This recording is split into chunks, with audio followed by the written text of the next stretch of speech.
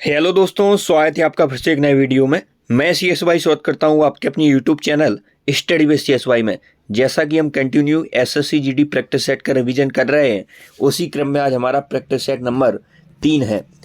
Start करते हैं आज का प्रैक्टिस सेट नंबर 3 का पहला क्वेश्चन। हर्यक वंश का शासक अजातशत्रु का पुत्र था। तो अजातशत्रु किसका पुत्र था? तो अजातशत्रु था आपका बिंबिसार का पुत्र। किसका पुत्र था अजातशत्रु? बिंबिसार का। हर्यक वंश की यदि हम संस्थापक की बात कर लें तो बिंबिसार ने हर्यक वंश की स्थापना की थी।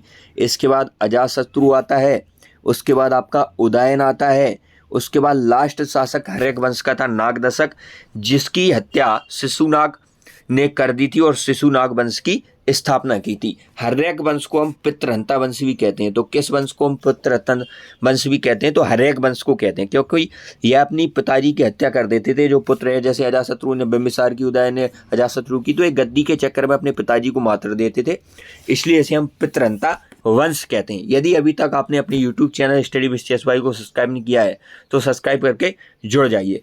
स्टार्ट करते हैं दूसरा क्वेश्चन। चंद्रगुप्त मौर्य के दरबार में यूनानी राजदूत मेगास्थनीज को किसने भेजा था? तो सेल्यूकस ने भेजा था चंद्रगुप्त मौर्य के दरबार में। जो यूनानी राजदूत था मेगास्थनीज, वह भेजा था सेल्यूकस ने। इसके बाद हम बात करने वाले हैं अगले क्वेश्चन की। तो अगला क्वेश्चन है हमारा 3 नंबर क्वेश्चन।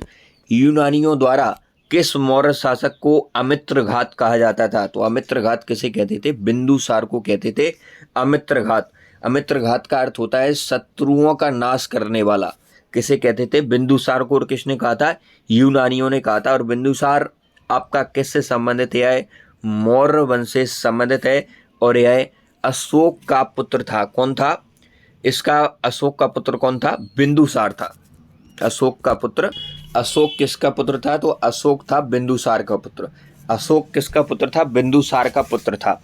इसके बाद हम कुषाण वंश की बात कर लें तो कनिष्क है, वो कुषाण वंश से संबंधित है। कुषाण वंश के फाउंडर संस्थापक की बात करें तो कुजल कडफिसेस, यह कुषाण वंश का संस्थापक था। इसके बाद अगले क्वेश्चन की बात करें 4 नंबर क्वेश्चन। किसी राज्य के राज्यपाल के रूप में नियुक्ति के लिए भारत के संविधान द्वारा निर्धारित न्यूनतम आयु कितनी है? तो 35 साल की एज है राज्य के राज्यपाल की नियुक्ति के लिए। 35 साल की एज आपकी राष्ट्रपति की भी है, उपराष्ट्रपति की है, उपराज्यपाल और राज्यपाल, इन चारों की न्यूनतम आयु कितनी है? 35 वर्ष है। इसके बाद राज्यपाल की नियुक्ति राष्ट्रपति द्वारा की जाती है। यह आर्टिकल 155 में लिखा हुआ है और यह व्यवस्था हमने कनाडा से ली है। और आर्टिकल 154 में है राज्यपालिका का समस्त शक्तियाँ राज्यपाल में होंगी। राज्यपालिका की जो समस्त शक्तियाँ हैं वो राज्यपाल में निहित होंगी, आर्टिकल 154 में लिखा हुआ है। इसके बाद बात करने वाले हैं भाग 6, जो संविधान का भाग 6 से राज्यों का संविधान भी कहते हैं। तो राज्यों का संविधान किस भाग को कहते हैं? भाग 6 को कहते हैं। इसमें आर्टिकल 152 से 237 तक वर्णन है, क्योंकि इसमें सभी आर्टिकल राज्यपाल से, राज्य से संबंधित है, इसलिए इसे राज्यों का संविधान भी कहा जाता है। इसके बाद राज्य जो राज्यपाल है उसका वर्णन भाग 6 में है और आर्टिकल 153 से 167 के जो आर्टिकल हैं वह सभी किससे संबंधित है? राज्यपाल से संबंधित है। SSC GD भर्ती परीक्षा 2024 में पूछा गया था कि आर्टिकल 153 में किसका वर्णन है? तो प्रत्येक राज्य में एक राज्यपाल होगा, इसका वर्णन है आर्टिकल 153 में। और 7वां संविधान संशोधन होता है 1956 में। इसके द्वारा प्रावधान किया गया कि एक ही राज्यपाल 2 या 2 से अधिक राज्यों का राज्यपाल हो सकता है। इसके बाद अगले क्वेश्चन की बात करें तो भारतीय संविधान में गणतंत्र की अवधारणा निम्नलिखित में से किस देश के संविधान से ली है? तो फ्रांस से ली है गणतंत्र की अवधारणा। इसके बाद हम बात कर लें आपातकालीन प्रबंध कहाँ से लिए हैं? तो ये हमने जर्मनी से लिए हैं आपातकालीन प्रबंध। इसके बाद प्रस्तावना में समानता, बंधुत्व, स्वतंत्रता, यह भी आपकी फ्रांस के संविधान से की गई है। विधि द्वारा स्थापित प्रक्रिया है, जापान से ली है। प्रस्तावना की भाषा शैली समवर्ती सूची का प्रावधान वेरी इंपोर्टेंट है। समवर्ती सूची कहाँ से ली है? ऑस्ट्रेलिया से ली है। प्रस्तावना की भाषा शैली कहाँ से ली है? ऑस्ट्रेलिया से ली है। तो आपातकालीन प्रबंध कहाँ से लिए हैं? हमने जर्मनी से लिए हैं। गणतंत्रात्मक व्यवस्था हमने फ्रांस से ली है। प्रस्तावना, समानता, बंधुत्व, स्वतंत्रता, यह फ्रांस से ली है। विधि द्वारा स्थापित प्रक्रिया यह जापान से ली है। प्रस्तावना की भाषा शैली और समवर्ती सूची यह हमने कहाँ से लिए हैं? ऑस्ट्रेलिया से लिए हैं। तो गणतंत्र की अवधारणा कहाँ से लिए? फ्रांस से। 6 नंबर क्वेश्चन।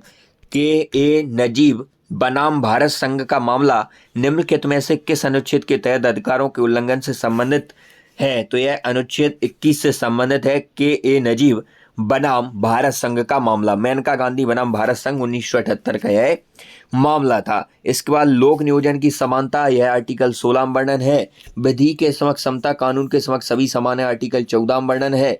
अभिव्यक्ति की स्वतंत्रता, यह आर्टिकल 19 में है। तो आर्टिकल 19 में क्या है? अभिव्यक्ति की स्वतंत्रता है। विधि के समक्ष समता, यह आर्टिकल 14 में है। आर्टिकल 16 में लोक नियोजन की समानता है। इसके बाद 7 नंबर क्वेश्चन, भारतीय संविधान के किस भाग में संघीय कार्यपालिका का प्रावधान है? तो भाग 5 में संघीय कार्यपालिका का प्रावधान है। आर्टिकल है आपके 52 से 151 तक, यह संघ की कार्यपालिका से संबंधित है और भाग 5 है। इसके बाद भाग 3 की बात करें तो आर्टिकल 12 से 35 इसमें वर्णन है भाग 3 में, और इसमें मौलिक अधिकार का वर्णन है। डीपीएसपी, राज्य के नीति निर्देशक तत्वों का वर्णन आपके भाग 4 में है, आर्टिकल 36 से 51 है। और भाग 6 यह राज्य से संबंधित है, अनुच्छेद 152 से 237 तक इसमें वर्णित है। इसके बाद भाग 3 की बात करें तो इसमें क्या है?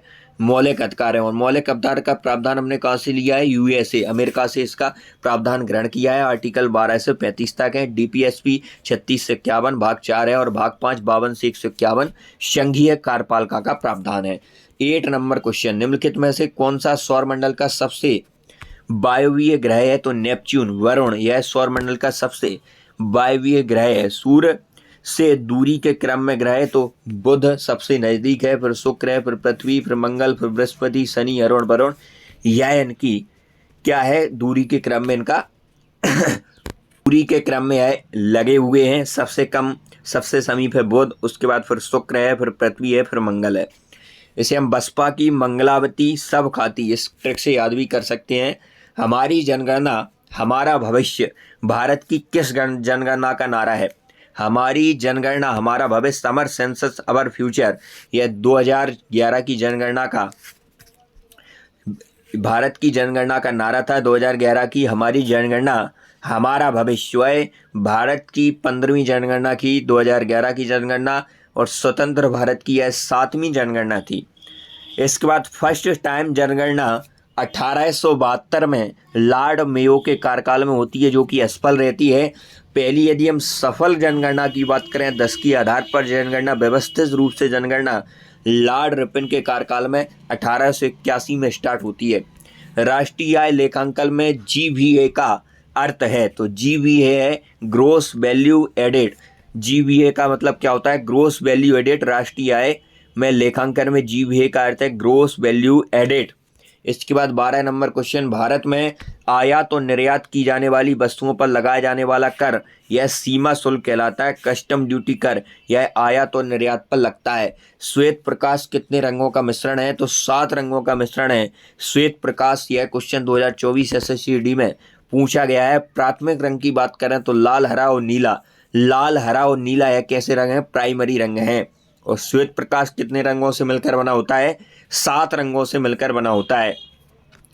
निम्नलिखित में से कौन सी मिश्र धातु सोने और चांदी का मिश्रण है? तो इलेक्ट्रोम, यह सोने और चांदी का मिश्रण होता है।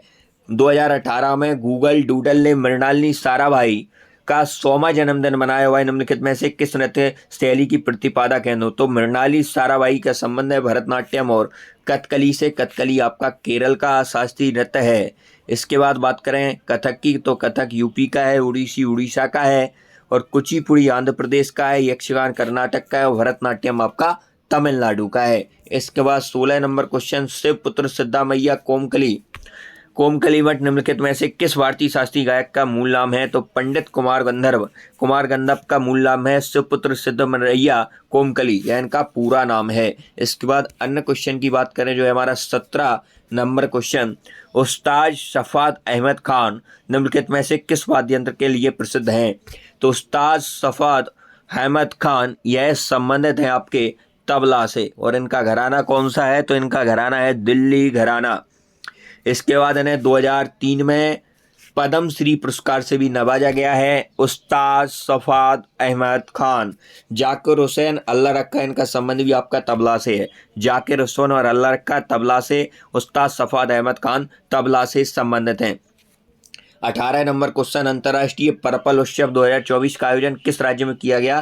तो अंतर्राष्ट्रीय पर्पल उत्सव का आयोजन किया गया गोवा में। शिग्मो उत्सव भी बहुत इंपॉर्टेंट है, गोवा का है। साव जोआओ उत्सव भी कहाँ का है? आपका गोवा का प्रमुख उत्सव है। इसके बाद 19 नंबर क्वेश्चन, किस देश ने Chandrayaan mission penguin first launch किया? तो चंद्रयान मिशन पेंगुइन फर्स्ट किसने लॉन्च किया? अमेरिका ने लॉन्च किया है और 8 जनवरी को यह लॉन्च किया था। मिशन इसका है चंद्रमा पर पानी खोजना, इसका जो लक्ष्य है चंद्रमा पर पानी खोजना है। इसके बाद भारत सरकार द्वारा भारत पार्क किस देश में खोला जाएगा? यह आपको कमेंट में बताना। आज की वीडियो में मिलते नेक्स्ट वीडियो, तब तक के लिए जय हिंद। चैनल को सब्सक्राइब करके जुड़ जाइए।